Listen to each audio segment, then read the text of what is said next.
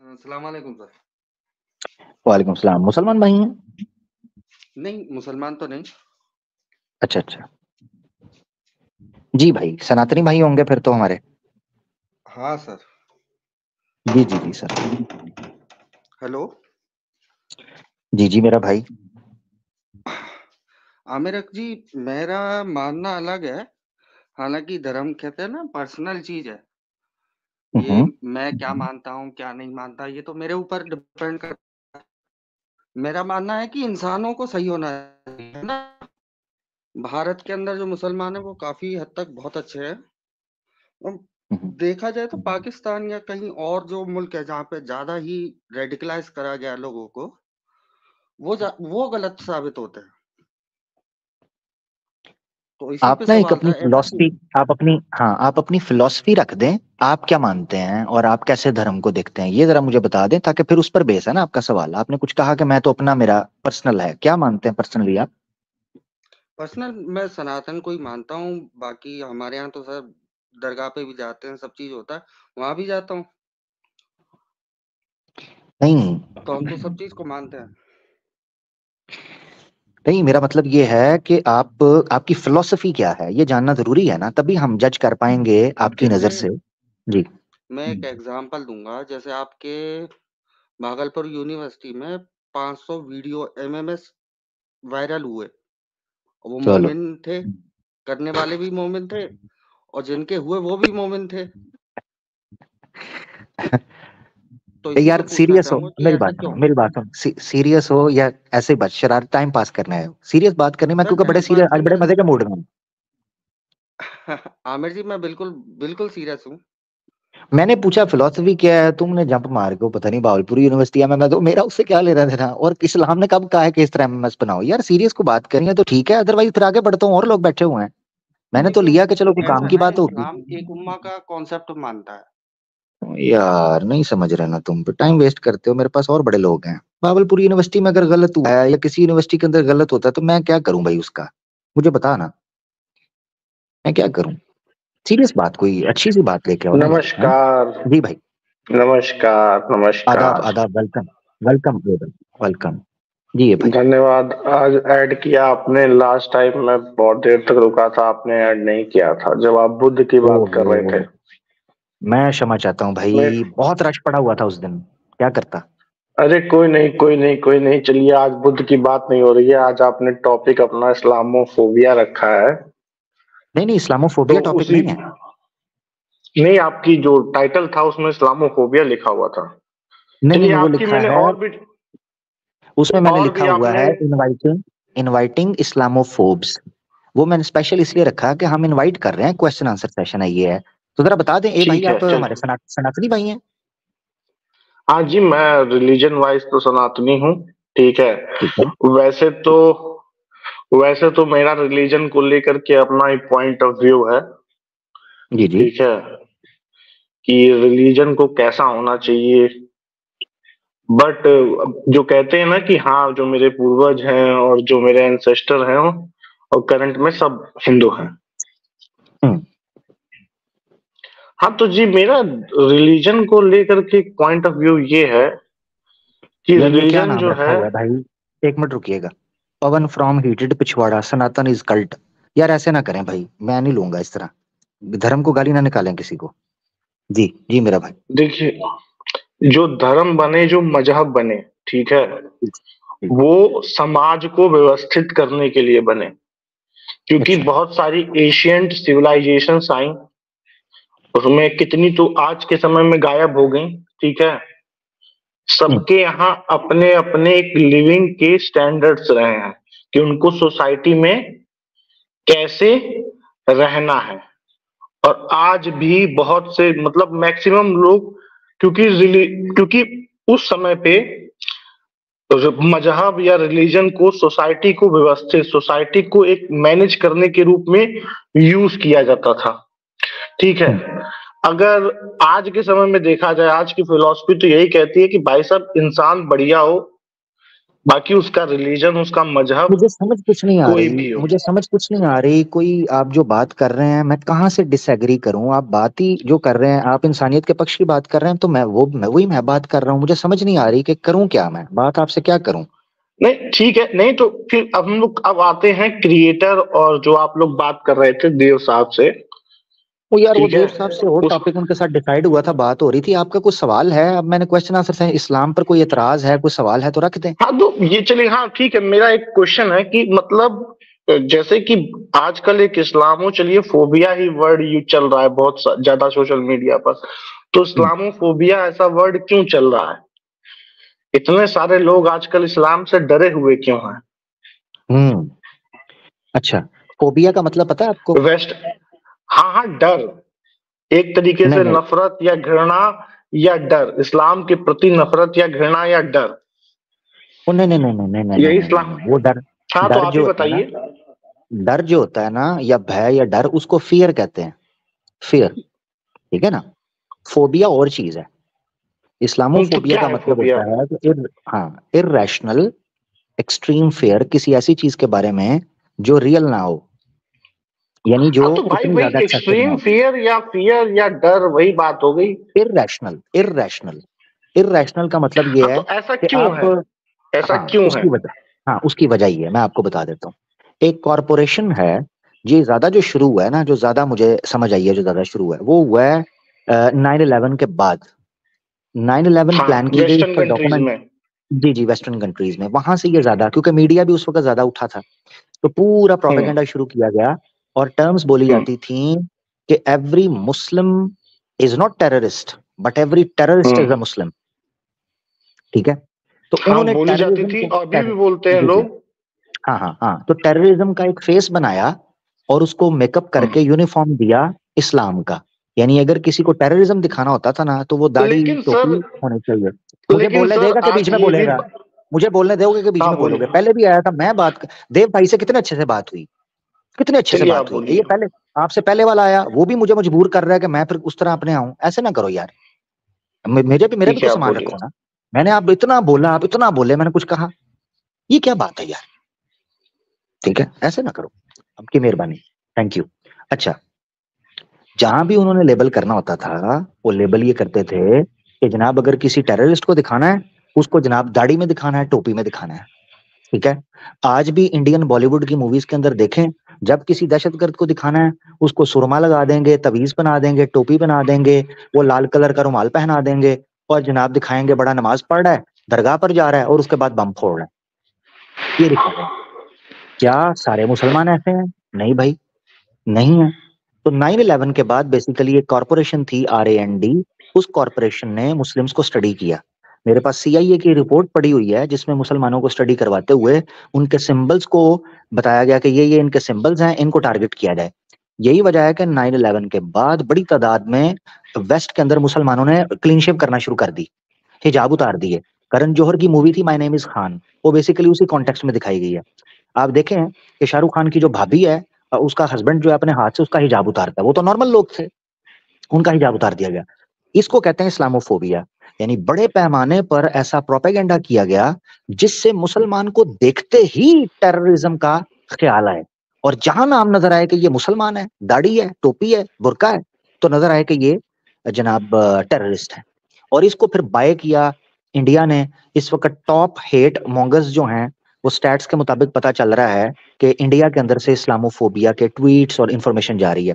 अभी रिसेंटली मेरे पास एक स्टैटिस्टिका का रिपोर्ट आई थी कि टॉप फेक न्यूज जहां से फैल रही हैं, उसमें टॉप 1 के ऊपर इंडिया है, जो प्रोपेगेंडा कर रहा है मुसलमानों के खिलाफ, माइनॉरिटीज के खिलाफ, और इंफॉर्मेशन दे रहा है। ये स्टैटिस्टिका की रिसर्च आई है डाटाबेस से। तो मैं अपनी बात नहीं कर रहा। तो सिर्फ इतनी बात है मेरा भाई, इसके अलावा कुछ भी नहीं है। इस्लामोफोबिया इस तरीके पर फैला है। अब देखें, इमरान खान जो है वो PM था पाकिस्तान का, उस बंदे ने जाके UN के अंदर तकरीर की और इस्लामोफोबिया का डे रेजोल्यूशन पास करवाई कि इस्लामोफोबिया को रियलिटी माना जाए, कि फोबिया है। इस्लामोफोबिया एक पॉजिटिव चीज नहीं है, ये एक नेगेटिव चीज है सोसाइटी में हेट फैलाने के लिए, मगर ये एग्जिस्ट करता है। UN के अंदर इसकी रेजोल्यूशन पास हुई और इस्लामोफोबिया एज अ डे के तौर पर रिकग्नाइज किया गया कि पूरी दुनिया में अवेयरनेस फैलाई जाए कि मुसलमान टेररिस्ट नहीं है। अगर कोई टेररिज्म कर रहा है उसका कोई धर्म नहीं है, उसका कोई रिलीजन नहीं है।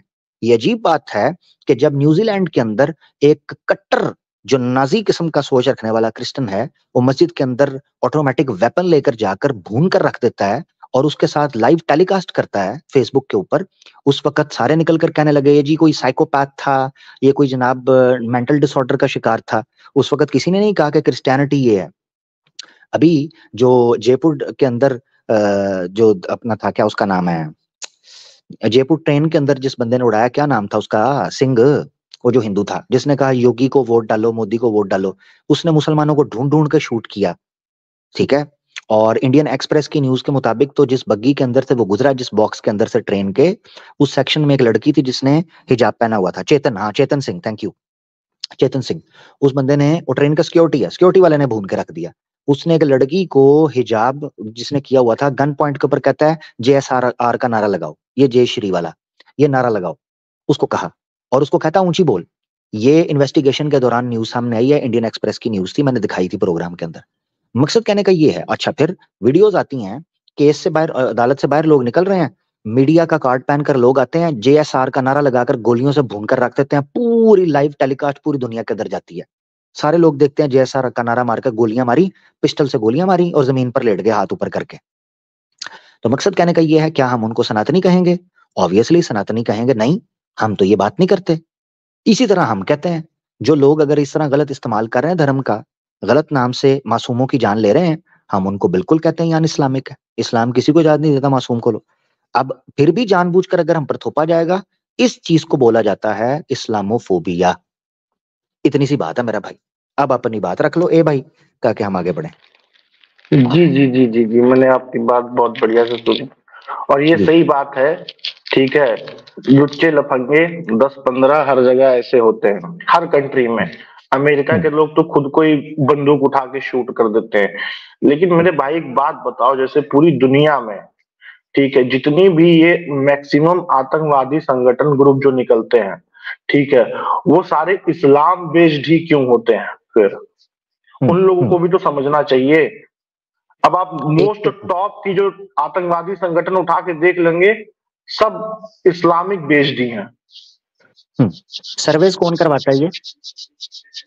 सर्वे ऑल ओवर वर्ल्ड, यूएन के जो टॉप बैंड हैं, यूनाइटेड नेशन में जो टॉप के बैंड जो प्रतिबंधित हैं, वो मैक्सिमम आप देखोगे। आप सुने जरा, आप यूएन के सर्वेस पे यकीन रखते हैं कि उन्होंने यूएन का सर्वे हो गया और हर कंट्रीज का इंडिविजुअल ही हो गया?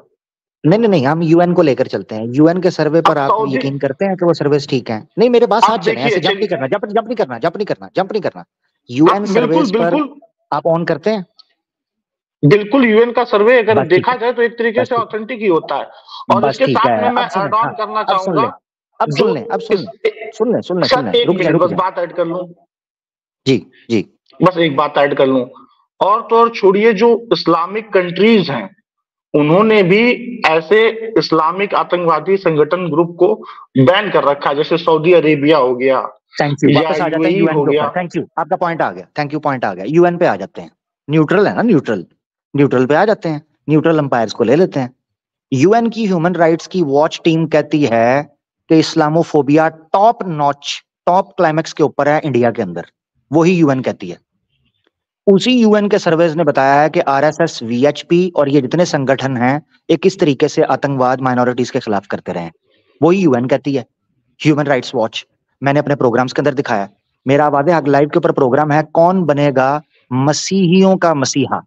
उसके अंदर मैंने इंटरनेशनल कोर्ट जस्टिस के रिपोर्ट्स दिखाई हैं, केसेस दिखाए हैं, जो एनजीओ आकर सर्वे करके गई हैं इंडिया के अंदर, कि किस तरीके से मसीही बरादरी के साथ, मुस्लिम बरादरी के साथ, बौद्ध बरादरी के साथ मार धाड़ और काट पाट की जा रही है। वही यूएन के सर्वेज हैं, मगर आप उसको नहीं मानेंगे, उन यूएन सर्वेज को, क्योंकि वो आपके पक्ष में या आपके एजेंडे को सूट नहीं करते। अब वापस आ जाते हैं।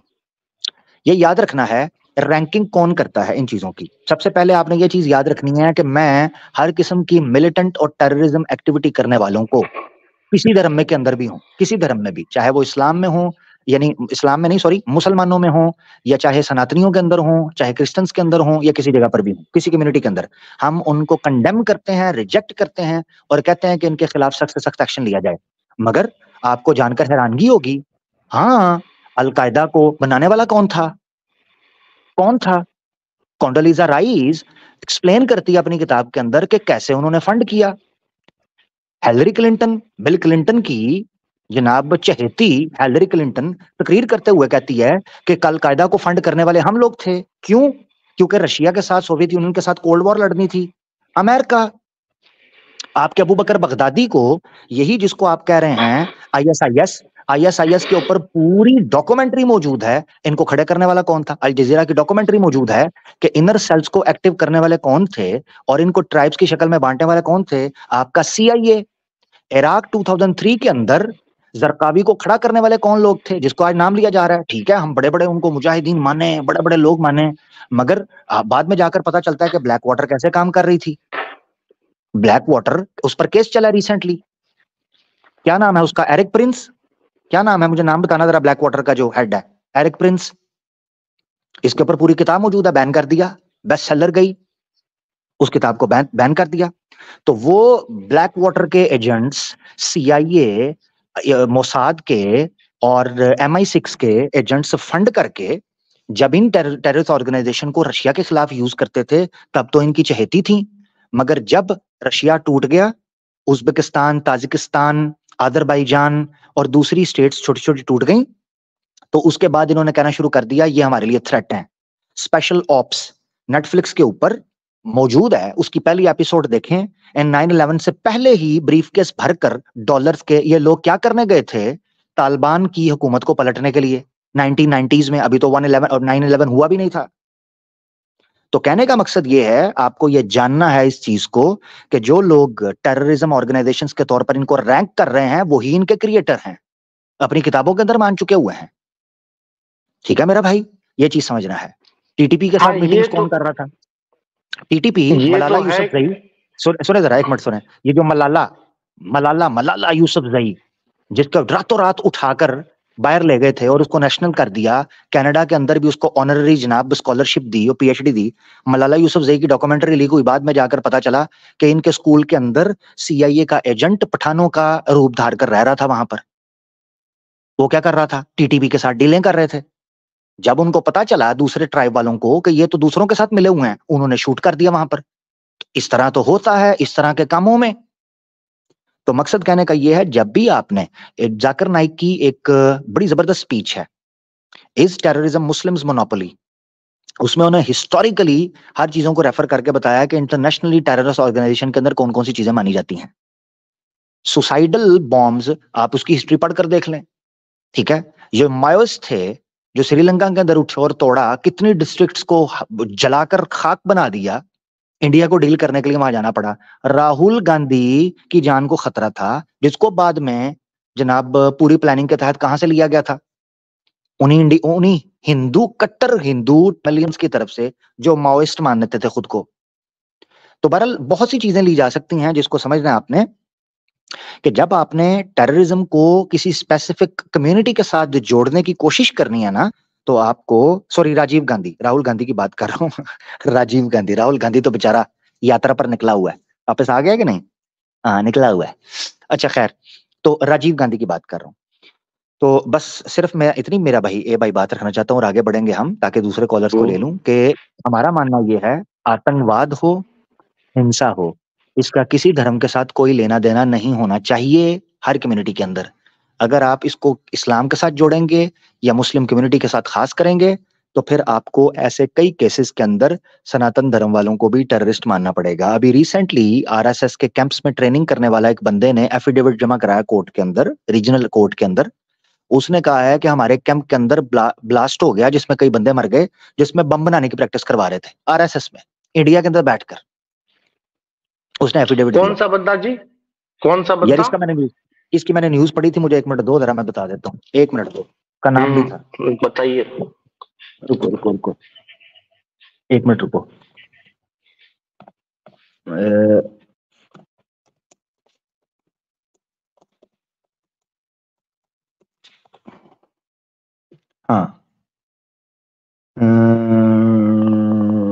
यशवंत शिंदे, ये देखें, यशवंत शिंदे,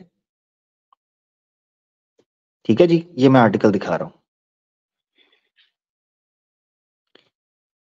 ये शेयर कर रहा हूं मैं। हाँ, एक मिनट, ये मैं शेयर कर रहा हूं, ये देखें जी, ये कारवान है, द कारवान, ठीक है। मैं यशवंत शिंदे बोल रहा हूं। An RSS worker trained in firearms and bomb making reveals the Sang's extremist underbelly. ठीक है, क्या कहता है?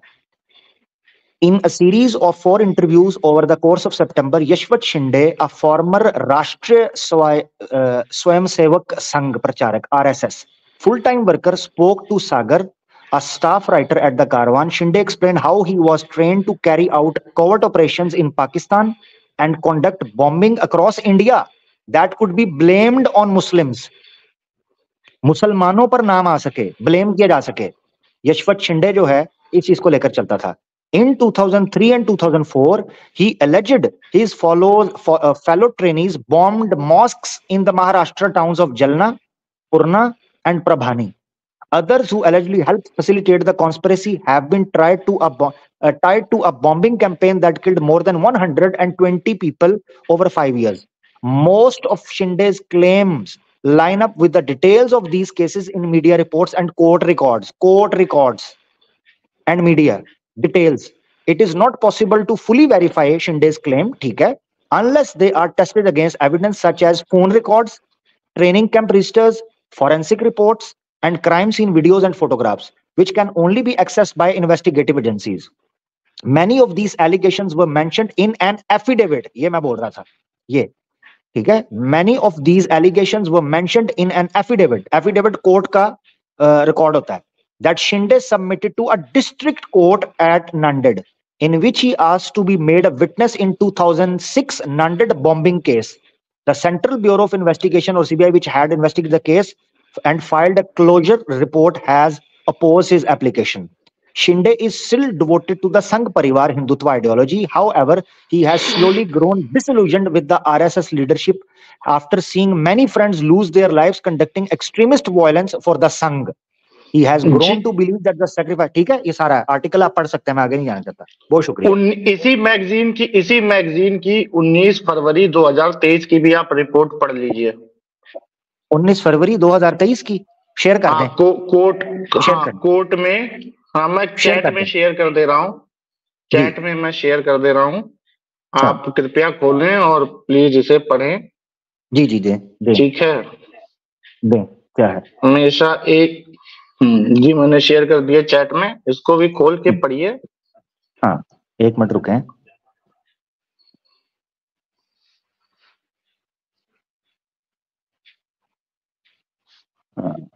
ये मैं पेश कर रहा हूँ, मैं शेयर कर रहा हूँ जी, ये आपने देखना है। कोर्ट ने रिजेक्ट कर दिया है विटनेस को। ठीक हो गया जी, इनके आर्गुमेंट और जो इन्होंने एफिडेविट दी थी। जी सुनते हैं, पढ़ते हैं ना, पढ़ लेते हैं, इसको भी पढ़ लेते हैं। ये देखें जी, 19 फरवरी 2023, Nanded blast, court rejects former RSS man's request to give witness against VHP leader. Request को रिजेक्ट किया है, क्या करें? उसी एफिडेविट के रिक्वेस्ट को। अब आगे पढ़ देते हैं। हाँ, तो रिजेक्ट किया ना, क्यों रिजेक्ट किया है? हाँ, उसको लेते, उसकी जांच करते, उसका फोन रिकॉर्ड लेते, अब ले लेते हैं। On 17 January, the Nanded District Court rejected a former Rashtriya Swayamsevak Sangh member's application requesting he be made a witness in an ongoing trial pertaining to the 2006 Nanded bomb blast. Yashwant Shinde, the former RSS man, had earlier argued before the court that he had personal knowledge of the conspiracy that led to the blast, which was hatched by the RSS, VHP and Bajrang Dal. Shinde also accused Milind Parande, the current General Secretary of the Vishwa Hindu Parishad, of masterminding the blast and requested that he be added as an accused in the case. Since 29 August, Shinde has appeared before the court on 5 hearings. The dismissal of Shinde's application weakens the investigation into the larger conspiracy behind several blasts. Shinde claimed that he was involved in a bomb-making training camp at a resort near Pune in July 2003, which was attended by several others. The conspiracy led to at least 3 bomb blasts at mosque in Prabhani, Purna and Jalna. Besides the accidental Nanded blast, जो accidental हुआ. Until 2006, the previous bomb blasts were treated as isolated incidents that were unconnected with each other. Shinde's application had claimed the same conspiracy also led to the 2006 Malagon blast, the 2007 Samjhota Express blast, the 2007 Ajmer Shri blast, the 2007 Makkah Masjid Hyderabad blast, and 2008 का Malagon blast. Rakesh Dhavde, an accused in the 2000 Malagon blast, is also an accused in the Nanded blast. If Shinde's claims are true, the bomb blast born out of the conspiracy have killed more than 120, a majority whom were Muslims. The Nanded court, though dismissed Shinde's application on the same grounded as the persecution had previously suggested, as the Nanded blast had links with the several other bomb blasts during the mid-2000s. The CBI had been prosecuting agency in the case. The agency investigated the case from February 2007. They had filed 2 charge sheets. रुके जरा, ये रुक गया, क्या हुआ? ये website आधी अधूरी आती है क्या? पता नहीं, आगे नहीं ना आया. वो कह भी नहीं रहा कि फुल उसको ओपन करें. मेरे ख्याल से शायद सब्सक्राइब करना पड़ेगा इसे. वो ये बोल रहा है. They had filed 2 charge sheets by March 2009 and closure report in December 2020 before the Nanded, of all which is public knowledge only as a result of Shinde's application. खैर इसको पूरा पढ़ना पड़ेगा.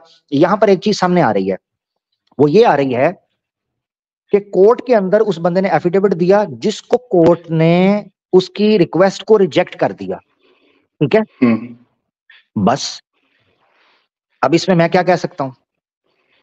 अगर कोर्ट किसी चीज को रिजेक्ट कर रहा है, अब मिसाल के तौर पर राम मंदिर है, राम मंदिर का इशू है, मैं समझाने लगा हूं कोर्ट की टेक्निक. राम मंदिर है, कोर्ट को भी पता है क्या चक्कर है. अब कोर्ट आस्था की बुनियाद के ऊपर कर रहा है. अब वो वीएचपी के आरएसएस के लीडर को उसने होल्ड कर लिया है उनके खिलाफ विटनेस करने के लिए. उन पर प्रेशर नहीं आएगा.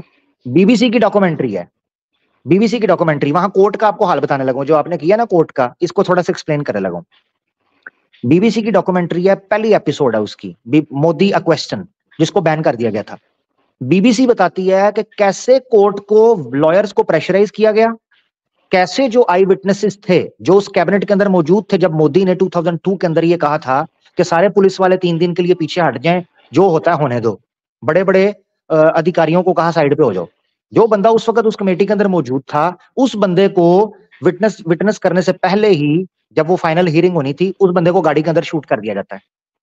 जो ऑफिसर्स वहां पर मौजूद थे उन दंगों के अंदर, किसी को मरवा दिया जाता है. और आज तक एक बंदा, पता नहीं आईएएस या आईपीएस ऑफिसर है, यस आईपीएस ऑफिसर है, वो बंदा आज तक, उस पर केस चल रहा है. उसकी बेटी आज तक रो रही है कि मेरे बाप का केस, मेरे बाप के ऊपर चार्जेस क्या है, सारी जिंदगी के लिए उसको अंदर डाल दिए. तो किस तरीके से कोर्ट्स काम करते हैं हमें पता है मेरा भाई. मैंने सिर्फ आपके सामने एक मिसाल रखी थी कि अगर हम इन ब्लास्ट को, जो आरएसएस कर रही है, वीएचपी किसी तरीके का दंगा करवाती है या बजरंग दल करती है, हम इसको सनातन धर्म के साथ लिंक नहीं करेंगे. हम तो नहीं करेंगे, मगर अगर कोई किसी किस्म की टेररिस्ट ऑर्गेनाइजेशन की एक्टिविटी इस्लाम के साथ जोड़ने की कोशिश करेगा, फिर हम कहेंगे कि सनातन धर्म भी ये बताता है, और फिर हम शास्त्र भी खोल लेंगे, उनके रेफरेंसेस भी दिखा देंगे कि कहां से ये चीजें निकलती हैं, वरना हम नहीं करेंगे. अच्छा. बहुत शुक्रिया, की बात थी. अब आप बात कर लें. सर मेरे पास बस 30-40 सेकंड का समय है, ठीक है. मैं उसके बाद चला जाऊंगा क्योंकि मुझे थोड़ा सा काम भी करना है. आप किसी भी पब्लिक प्लेस में ना, जैसे कभी जाइएगा जहां काफी भीड़ भाड़ हो, ठीक है, जैसे कोई भी कंट्री में चले जाइएगा, काफी भीड़ भाड़ हो, आप एक बैग लीजिएगा, ठीक है, और बैग को पब्लिक के बीच में फेंकिएगा और अल्लाह अकबर, ठीक है. आप जय श्री राम बोलेंगे या जीसस के बारे में बोलेंगे, पब्लिक नहीं भागेगी, या किसी के बारे में पब्लिक नहीं भागेगी. लेकिन जैसे ही अल्लाह अकबर आप बोल देंगे, पब्लिक भाग जाएगी. लोगों के मन में इतना वो है. क्यों भागेगी? नहीं, वही तो, क्यों भागेगी? आप इस चीज को टेस्ट कर सकते हैं. ये तो यही समझा रहा हूँ, यही समझा रहा हूँ कि क्यों भाग रही है.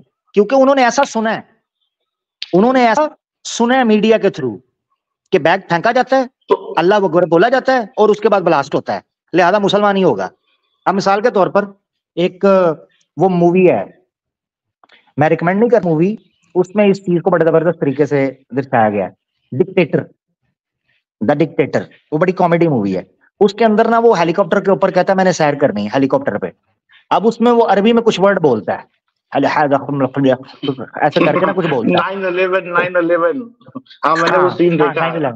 हाँ सीन देखा होगा, 9/11 हैज अ प्लेन किधर वो तो किधर और इस तरह उसमें वो बोलता है। लादेन का भी नाम लेता है। हाँ लादेन का भी नाम लेता है, और जैसे ही नाम लेता है अगलों के शॉर्ट हो जाते हैं, वो कहते हैं ये कहाँ फंस गया हम। ठीक है, मकसद कहने का ये है कि आप जो बात कर रहे हो ना, मैं इस बात को एक्सेप्ट कर रहा हूं कि ये मोमेंटम बना, मगर देखना ये चाहिए कि ये क्यों बना, कैसे बना, किस तरीके से ये बनाया गया। ऐसा नहीं है कि हर मुसलमान ये कर रहा है, यानी आप मुस्लिम कम्युनिटी के साथ ना सोचिए नहीं, इसको। हर मुस्लिम ऐसा नहीं कर रहा है। मेरे भी फ्रेंड्स हैं मुस्लिम, बहुत अच्छे, बहुत पढ़े लिखे हैं। एक तो आर्मी में है और एक थोड़ा सा साइंटिफिक कम्युनिटी में गया है। अच्छा खासा अपनी कंट्री को सर्व कर रहे हैं, उन्हें कोई फर्क नहीं पड़ता इन सब फालतू की बातों से, फालतू की चीजों से। ठीक है, चलिए मैं चलता हूँ, आपसे बात बहुत करके शुक्रिया, बढ़िया लगा। थैंक यू भाई, थैंक यू भाई, धन्यवाद। थैंक यू, थैंक यू, बहुत शुक्रिया।